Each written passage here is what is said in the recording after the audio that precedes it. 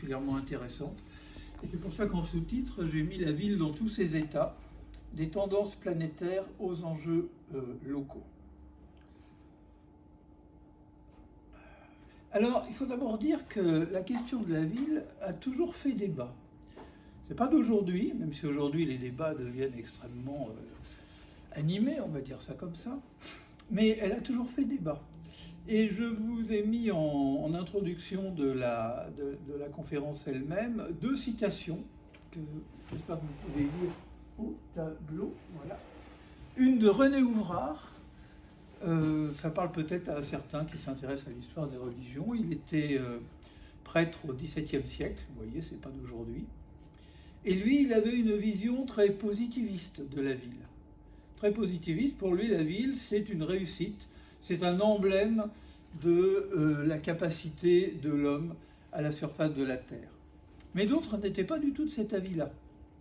Et par exemple, Jean-Jacques Rousseau, à peu près un siècle plus tard, dit que pour lui, au contraire, la vie, c'est une catastrophe potentielle.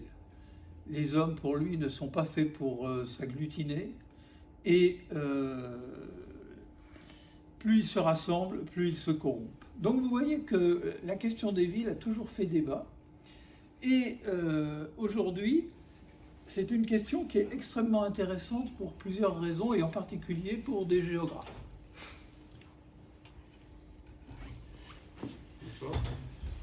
Alors,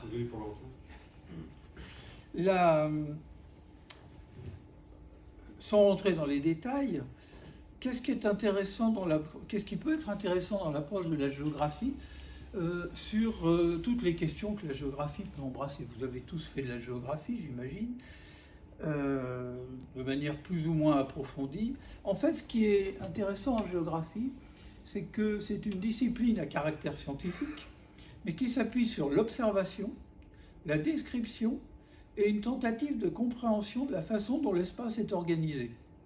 Et l'espace est organisé autour de deux grands groupes de composants. Certains sont physiques et biologiques, c'est par exemple les roches, donc la géologie, la géomorphologie, le relief, la végétation, les fleuves, l'eau, etc., les climats, c'est la partie un peu physique et biologique également avec le monde animal. Et de l'autre côté, il y a tout ce qu'apportent les hommes, leur société, leur culture, leur histoire, la socio-économie. Et le géographe essaye de voir comment s'organisent et se traduisent par des formes dans l'espace, des répartitions, les rapports entre ces deux grandes entités. Donc le géographe va essayer justement de repérer dans l'espace comment les choses s'organisent. Alors la question des villes, à cet égard-là, est tout à fait intéressante, parce que les villes ont considérablement évolué, et à toutes leurs échelles, à l'échelle mondiale, à l'échelle continentale, à l'échelle nationale et évidemment à l'échelle locale. Et elles résument des tendances qui sont extrêmement importantes aujourd'hui dans l'évolution du monde.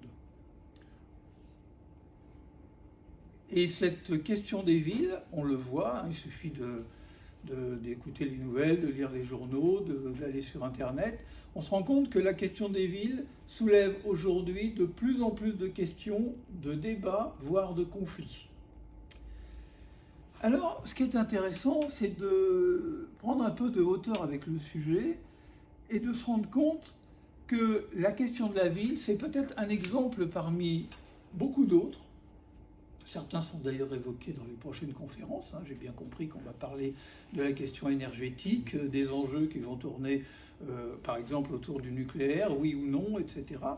Eh bien, la question des villes n'est pas si éloignée de tout ça, car les villes sont un peu emblématiques de questions extrêmement complexes qui sont en train de se poser de façon de plus en plus prégnante aux sociétés qui sont les nôtres. Et la question qui se pose, c'est de savoir si nos sociétés, telles qu'elles sont, avec leur diversité à l'échelle mondiale, sont encore capables de maîtriser les processus qu'elles ont mis en marche, plus ou moins consciemment. Alors, cet exposé ne sera pas un énoncé de vérité première et d'affirmation péremptoire. La question est tellement complexe qu'il le plus important, c'est d'établir des faits et ensuite de réfléchir et de prendre la mesure de la complexité des choses. Il n'y a pas de solution immédiate et clé en poche à attendre sur la question de la ville à l'instant même.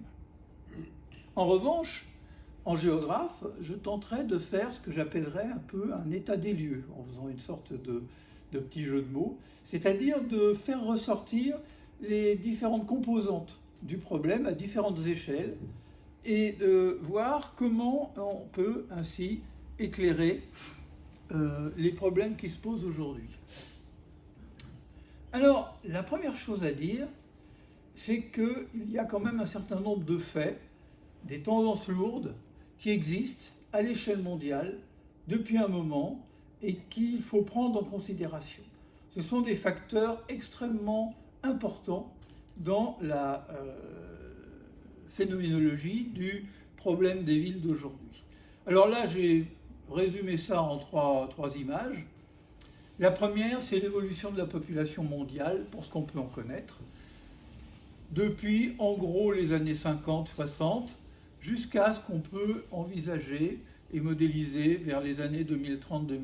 Donc vous voyez qu'il y a une évolution de la population mondiale qui est considérable. On est autour actuellement de 7 milliards d'individus. Il y a toujours une marge d'imprécision car les comptages dans certains pays sont extrêmement problématiques.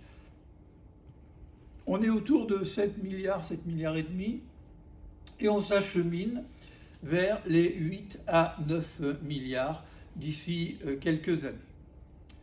Mais derrière cette tendance générale, il faut constater aussi qu'il y a une grande diversité. Une grande diversité, c'est-à-dire que les pays du Sud, notamment, et de l'Asie, on y reviendra, suivent, eux, une évolution bien plus considérable que les pays de l'ancien monde, c'est-à-dire de l'Europe et de l'Ouest. Vous le voyez sur le graphique numéro 2, vous voyez que les courbes sont tout à fait différentes. On est à presque des plates pour les pays européens et l'Amérique centrale, l'Amérique du Nord, et on a des pentes extrêmement marquées pour les pays du Sud et de l'Asie. Et si on change encore d'échelle, c'est-à-dire que là, on n'est plus au niveau mondial, on n'est plus au niveau des grandes oppositions de continents, on passe au niveau de la question qui nous intéresse, c'est-à-dire la population urbaine mondiale proprement dite.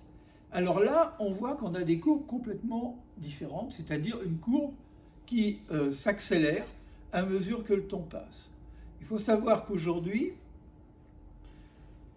plus de 55% de la population mondiale vit dans des espaces urbanisés. Donc c'est une donnée considérable.